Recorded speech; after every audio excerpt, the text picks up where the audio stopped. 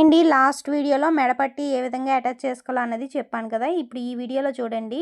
ఇది వచ్చేసరికి plain blouse కాబట్టి కింద వైపున ఒక పాదం వరుసన ఒక పావు ఇంచ్ అయితే ఇలా జస్ట్ ఫోల్డ్ చేసి ఒక కుట్టు అయితే వేసేస్తున్నానమాట.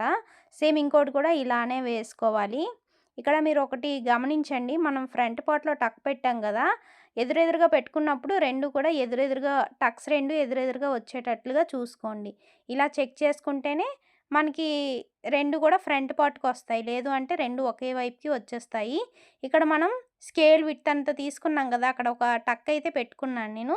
జస్ట్ ఇక్కడ ఏం చేస్తున్నానంటే చివర్లు ఫోల్డ్ చేసి ఒక కుట్టయితే వేసుకుంటున్నాను.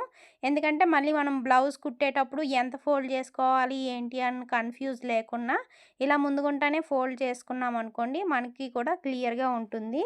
సో, ఇప్పుడు ఇలా పెట్టుకున్నాం గదా, ఇప్పుడు చూడండి సైడ్‌ని మనం కొంచెం జాయింట్ అయితే చేసుకోవాల్సి ఉంటుంది. సో, అందుకోసం చిన్న క్లాత్ అయితే తీసుకున్నాను.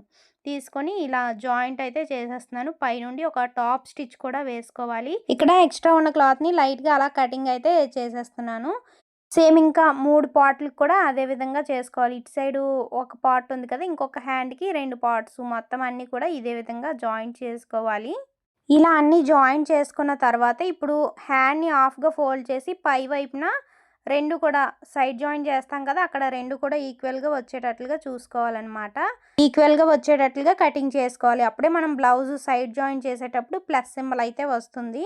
నెక్స్ట్ వీడియోలో హ్యాండ్స్‌ని ఏ విధంగా జాయిన్ చేసుకోవాలన్నది చూద్దాం. వీడియో నచ్చితే ఒక లైక్ చేయండి. అలాగే మరిన్ని ఇలాంటి వీడియోస్ కోసం సబ్స్క్రైబ్ చేసి ఫాలో అవ్వడం అస్సలు మర్చిపోకండి. Thank you for watching. By by.